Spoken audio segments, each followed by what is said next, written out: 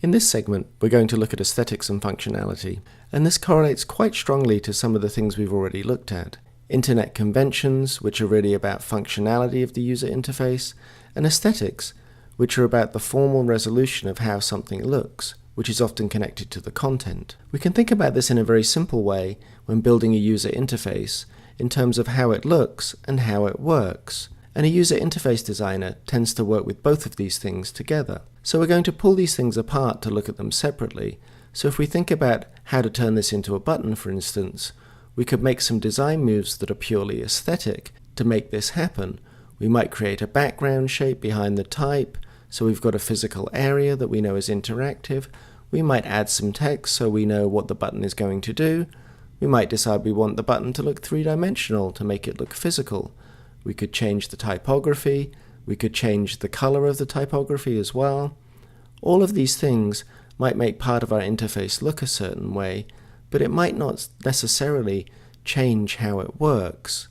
If we look at how it works, we could take the same shape, but the how it works part might be more about changing the states of the button. So if a mouse hovers over it, it might change color, and when it's clicked, it might change color again. So how it works and how it looks are not mutually exclusive. If we look at a more contemporary example of that, and we take a much more reduced version of an interface, a more minimal interface, we could look at the difference between how things look and how things work with a much more minimal language. Here, how it looks is actually very similar to how it works.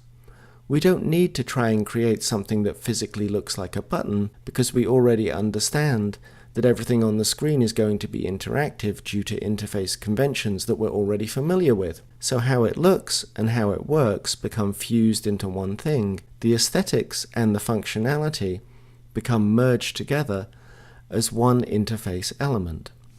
And in contemporary interface design, this is a good way to think about when something is successful, when both the aesthetics and the functionality are working together in a very harmonious way to form the interface.